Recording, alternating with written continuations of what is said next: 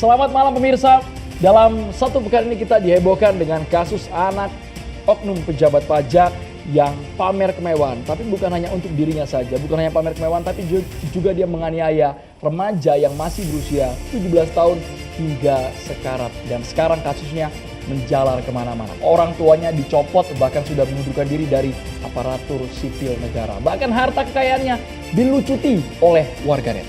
Betul, bahkan sekarang warganet nampaknya seperti menjadi hukum sendiri dan kita akan melihat nanti bagaimanakah jalannya kasus ini karena nampaknya akan ada juga perubahan pasal yang akan dijatuhkan kepada Mario, sang tersangka utama. Kita akan bahas hal ini bersama dengan sejumlah narasumber kami, tapi sebelumnya seperti biasa kami akan perkenalkan dulu yang menyemarakkan catatan demokrasi pada malam hari ini, Universitas Serang Raya. Lebih keras lagi. Jangan mau kalah ini ya, dari Universitas Sutomo. Luar biasa, sudah semangat. Kalau gitu kita juga tak kalah semangatnya untuk memperkenalkan narasumber kami yang sudah hadir di meja catatan demokrasi. Sudah ada Bang Teddy Gusnaidi, Wakil Ketua Umum Partai Garuda. Bang, sekarang udah beda ya titelnya. Kemudian kita juga lagi menunggu ya, Maria ya. Ini yang kursi masih kosong, nanti akan ada yang mengisinya, yakni ada Boni Hargen. Tapi di sisi kiri kita akan perkenalkan ada mantan penasihat Komisi Pemberantasan Korupsi, Pak Abdullah Hehamahua. Assalamualaikum. Assalamualaikum Pak. Abdullah. Dan juga ini manusia merdeka teman-teman yang mungkin jadi followernya di Twitter, Bang Saididu. Assalamualaikum, selamat malam Bang Saididu, pengamat kebijakan publik. Ada siapa lagi, Maria? Dan juga nanti akan tersambung melalui sambungan Zoom bersama kami ada Bang Dovi Rompas, ini selaku pengacara dari Mario Dandi. Nanti juga akan kita hadirkan juga, kita akan ngobrol juga bersama dengan Bang Luki Hakim, Wakil Bupati Indramayu. Tapi sebelumnya kita akan kemana dulu, Andro? Kita langsung ke Bang Saididu melihat fenomena flexing. Bukan hanya anak pejabat, tapi ternyata harta kekayaan dari orang tuanya, Rafael Aluntri Sambodo, hingga kini masih dicari tahu. 56,1 miliar Bang, yang terdaftar. Lonjakannya sangat fantastis. Anda melihatnya bagaimana Bang? Saya pas terungkap itu, antara gembira dan sedih. Wow. Gembiranya karena ternyata publik masih ada rasa sensitivitas yang tidak menyukai gaya hedonis. Itu yang saya suka. Sedihnya ada anak muda yang salah didik oleh orang tuanya sehingga menjadi rusak seperti itu.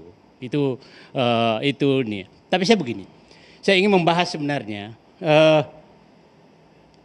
gaya hidup hedonis ini penyebabnya apa sih?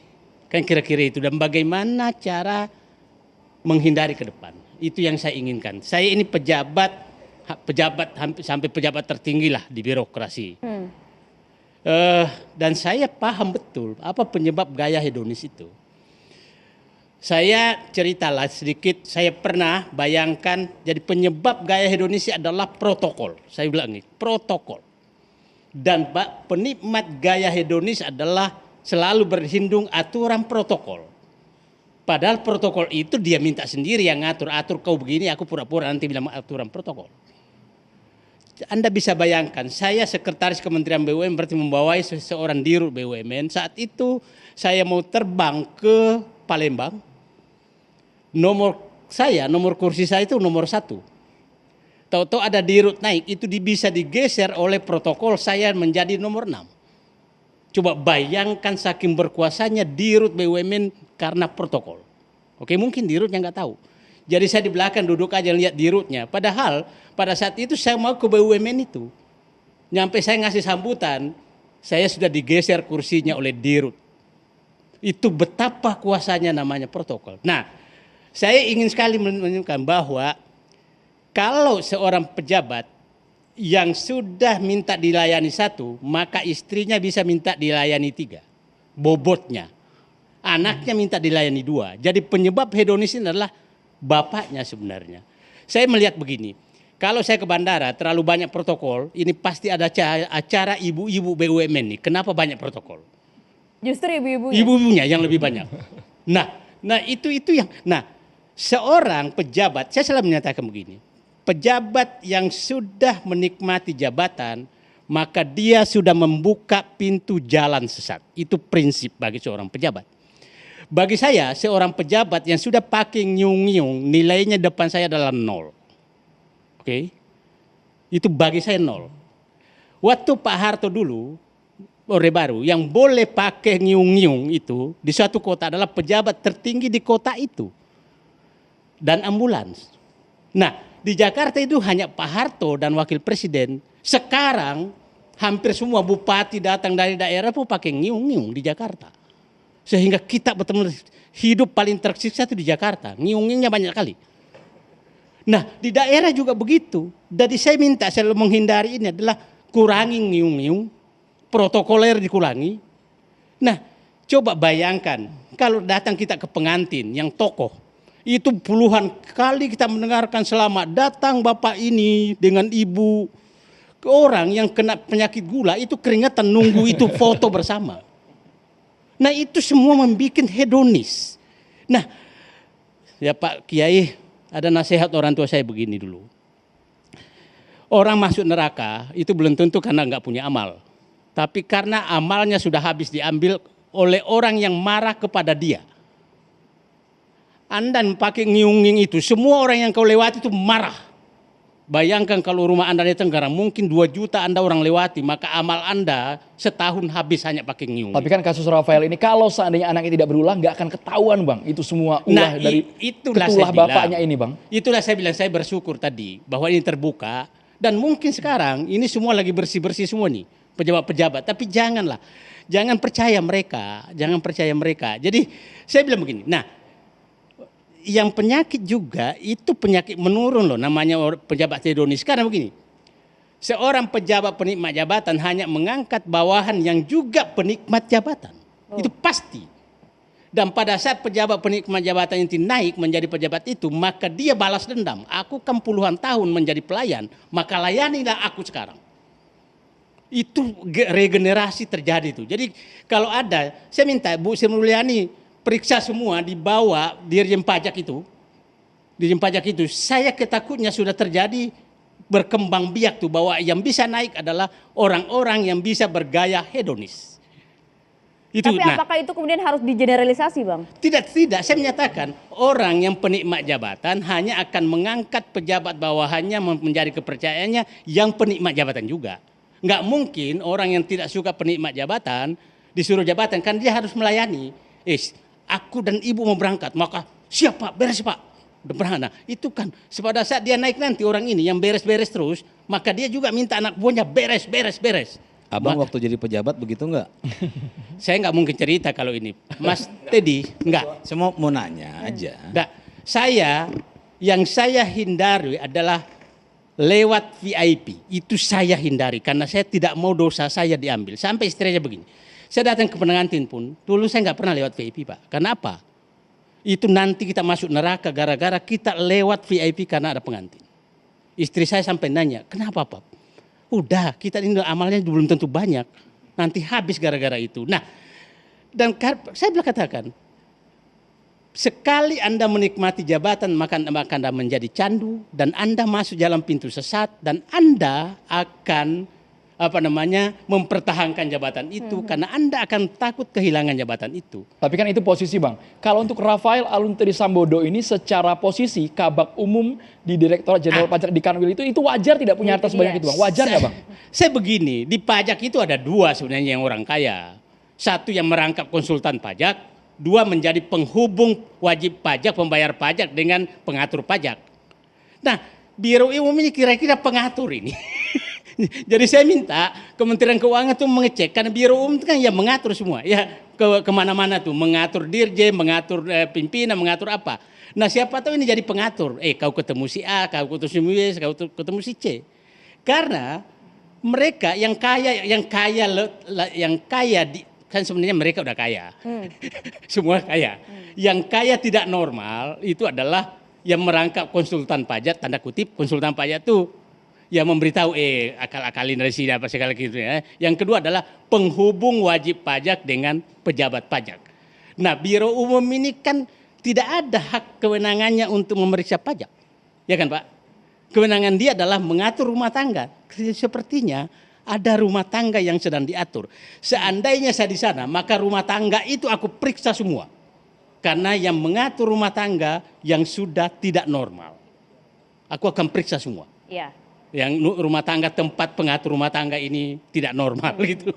Tapi kan nampaknya kayak gara-gara satu orang kemudian mengeneralisasikan semua anggota Dirjen Pajak begitu dan juga jajaran pajak lainnya. Bang, tadi Anda sepakat juga dengan pernyataan ini bahwa siapapun yang kemudian berkuasa mengangkat orang pasti akan kemudian berbalik juga pada saat dia berkuasa. Ya nggak semua kan harus begitu. Tapi menurut saya begini ya, sebelum saya masuk pada tema ini, saya mau cerita sedikit bahwa beberapa tahun lalu saya menjadi konsultan lah di salah satu calon kepala daerah. Bukan konsultan pajak ya Bang, bukan. Enggak. Konsultan komunikasi, konsultan politik. Ya, jadi suatu malam kita lagi diskusi, dia bilang, Mas, besok ini tim saya mau cari mobil, beberapa mobil yang saya nggak perlu sebut merek ya. Intinya mobilnya itu yang hitungannya bukan mewah. Rubicon bukan, Rubicon. Bukan. Oke, bukan. Dia punya Rubicon. Saya tanya untuk apa? Supaya ketika turun nanti kelihatannya saya biasa-biasa saja. Saya bilang, itu tim kamu dipecat aja, saya bilang. Karena apa? Ketika kamu turun, orang udah tahu kamu punya uang. Tapi ketika kamu turun ke sana dan berpura-pura nggak punya uang, nah itu malah menjelek-jelekan dirimu sendiri, saya bilang. Nah, ini kan sebenarnya pemikiran-pemikiran seperti ini akhirnya sekarang timbul. Bukankah kemudian menjadi suatu hal yang etis kemudian mendekatkan diri bersama dengan masyarakat, merakyat dan lain-lain begitu Bang? Itu kan kalau kita orang politik ya, kita tahu lah bahasa-bahasa begitu gitu. Itu bahasa-bahasa bunga gitu kan. Yang sebenarnya nggak jujur juga. Tapi intinya gini, saya mau cerita bahwa berhubungan dengan judul hari ini soal pamer ya. Jadi saya 2 hari lalu itu ya statement saya ada di beberapa media saya ngangkat. Intinya adalah saya pada posisi mempertanyakan para menteri, ya, yang tiba-tiba bicara memanfaatkan kasus ingin menjadi pahlawan, ingin disanjung oleh para netizen maupun masyarakat awam. Ya, kenapa? Apakah tidak boleh saya tanya? Ya, seseorang itu punya motor gede. Apakah seseorang tidak boleh ya bersenang-senang dengan dengan harta yang dia punya? Apakah orang tidak boleh ya menunjukkan sesuatu yang sebenarnya tujuannya bukan untuk pamer juga? Karena kan kalau kita bicara pamer ini kan nggak ada, ini masih bias. Karena pamer itu bisa jadi pandangan seseorang yang menganggap itu pamer. Pak Said Didu ya, sempat ada orang yang tag ke saya, abang itu lagi ada di rumah, kalau nggak salah ya, pernah ya, rumah beliau bagus. Apakah beliau pamer? Enggak, beliau menunjukkan sesuatu, tapi orang akan bilang pamer, gitu. Gak ada maksud padahal Bang ya. Ya kan, pamer itu coba kita lihat KBBI, pamer itu kan sebenarnya pandangan orang, prasangka orang, ya.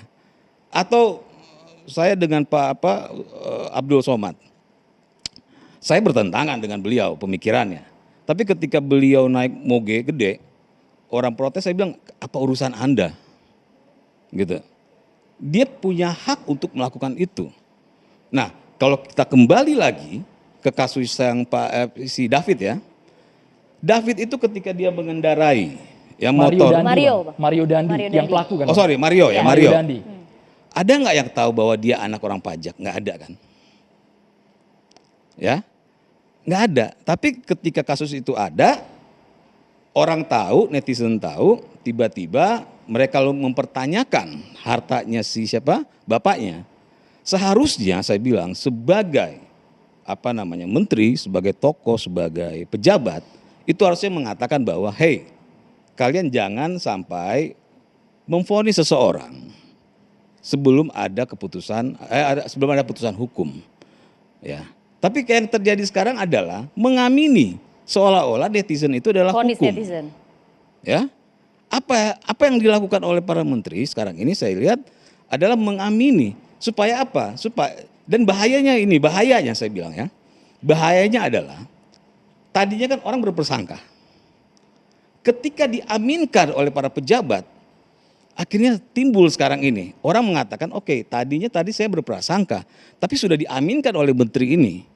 Artinya ini benar, dan muncullah sekarang ada orang bilang, gue gak mau bayar pajak. Apakah artinya kemudian juga Anda membenarkan tingkah laku dari Mario, Bang? Begini, setiap orang, kalau Mario, sorry, yang pelakunya, Mario Dandi. oh jelas, baca di media, saya bilang itu tindakan biadab, ya, itu harus diproses hukum. Ya. Itu enggak, saya berbeda pandangan, tapi kalau untuk soal pemukulan, saya yakin kita sama semua, ya, bahwa kita mengecam hal itu. Tapi ketika, ya, itu beralih kepada orang tua dari si anak ini, dan akhirnya sudah ada vonis, dan ini yang bahayanya saya bilang, akhirnya sekarang, ya, ada beberapa masyarakat awam ini sudah mulai bilang, gue gak mau bayar pajak. Nah, lalu mulailah para menteri bilang, jangan begitu, gak semua orang begitu. Padahal yang menyebabkan orang berpikir seperti itu ya mereka, gitu.